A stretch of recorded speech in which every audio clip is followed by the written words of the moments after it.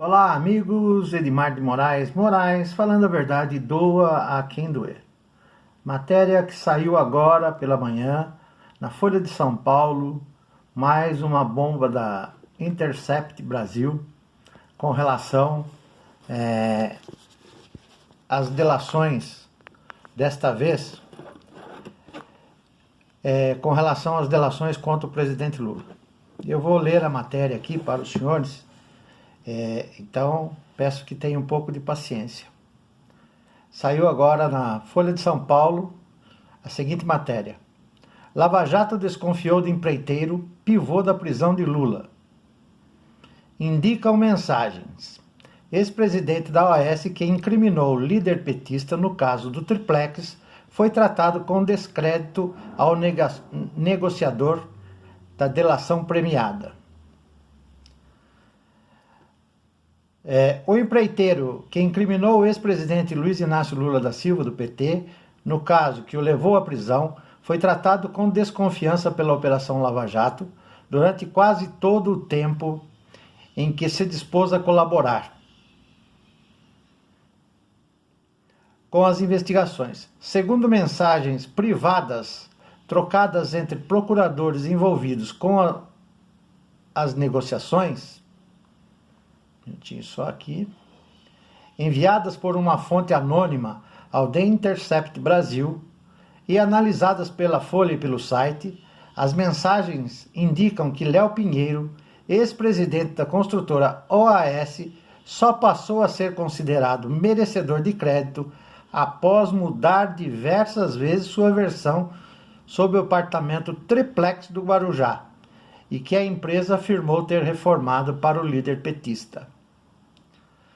Sobre o Lula, eles não queriam trazer nem apartamento do Guarujá, escreveu o promotor Sérgio Bruno Cabral Fernandes a outros integrantes da equipe, que negociou com os advogados da OAS em agosto de 2016, numa discussão sobre a delação no aplicativo Telegram. Diziam que não tinham crime.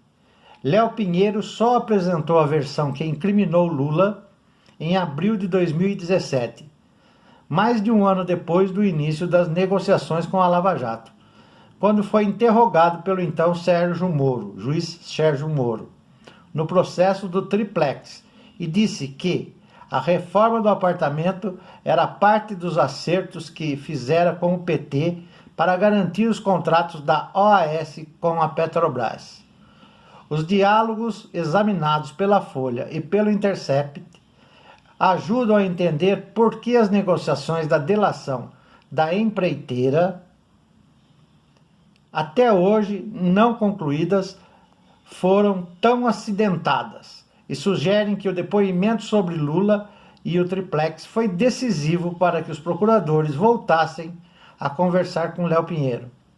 Meses depois de rejeitar a sua primeira proposta de acordo, os advogados da OAS abriram negociação com a Lava Jato em fevereiro de 2016.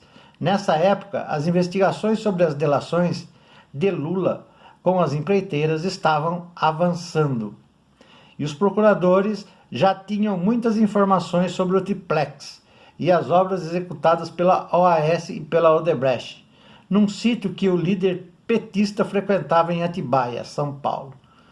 Léo Pinheiro já havia sido condenado por Moro por ter pago propina a dirigentes da Petrobras e recorria em liberdade, mas temia ser preso se a apelação fosse rejeitada pelo Tribunal Regional Federal da 4ª Região, onde os processos de Curitiba são revistos. O empreiteiro foi recebido com ceticismo desde o início. A primeira notícia de versão de Léo Pinheiro sobre o sítio já é bem contrária ao que apuramos aqui, disse um dos procuradores, Paulo Roberto Galvão. No início de março, abre aspas, estamos abertos a ouvir propostas da empresa, mas não nos comprometemos com nada. Resumo dos vazamentos em 3 pontos. Mensagens relevadas pelo site The Intercept Brasil indicam troca de colaboração entre Moro, então juiz, e Deltan, procurador, e coordenador da Força-Tarefa da Lava Jato. Segundo a lei, o juiz não pode auxiliar ou aconselhar nenhuma das partes do processo. Terceiro, vazamentos podem levar... Um minutinho aqui, deu um branco aqui no aplicativo. Um minutinho só. Vazamentos podem levar... Oh, meu Deus. Deu um branquinho aqui no meu aplicativo aqui. Ele apagou aqui. Vazamentos podem levar à anulação da condenação proferidas por Moro. Caso haja entendimento que ele era suspeito, comprometido com uma das partes, isto inclui o julgamento do ex-presidente Lula. Em abril, após analisar relatos anexados à primeira proposta de entrega pelos advogados da OAS, outro integrante da Força Tarefa de Curitiba, Januário Paludo, disse aos colegas que achava o esforço inútil. Abre aspas, tem que prender Léo Pinheiro, eles falam pouco, fecha aspas, escreveu. Me parece que não está valendo a pena. Uma pessoa que acompanhou as conversas da OAS com a Lava Jato, na época, disse à Folha que, inicialmente, Léo Pinheiro descreveu o triplex como um presente que oferecera a Lula, sem pedir nada em troca. Segundo essa pessoa, a insatisfação dos procuradores o levou a mudar sua versão pelo menos 2 vezes, até chegar àquela adequada em 2017. As mensagens analisadas pela Folha e pelo Intercept mostram que os relatos apresentados pela empreiteira sofreram várias alterações até que os procuradores aceitassem assinar um termo de confidencialidade com os advogados, passo essencial para que as negociações avançassem. Mas os ajustes feitos pela OAS pareciam sempre insuficientes. Na última reunião, dissemos que eles precisam melhorar consideravelmente os anexos, disse procurador Robertson Pozobon aos colegas em julho, quando se preparavam para um novo encontro com o representante da empresa. Os anexos que a OAS entregou hoje são muito semelhantes àqueles que a Carol enviou antes daqui, escreveu a procuradora Jerusa Viesili no Telegram após reunião. Só há alguns anexos novos. Embora apontasse várias omissões nos relatos entregues pela empreiteira, os procuradores achavam que conseguiriam mais informações quando pudessem entrevistar seus executivos e, por esse motivo, continuaram dando corda aos advogados.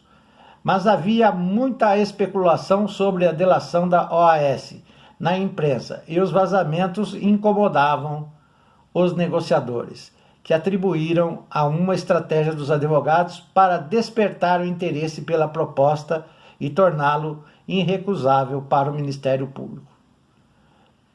O mais rumoroso desses vazamentos teve efeito contrário aos interesses da empreiteira.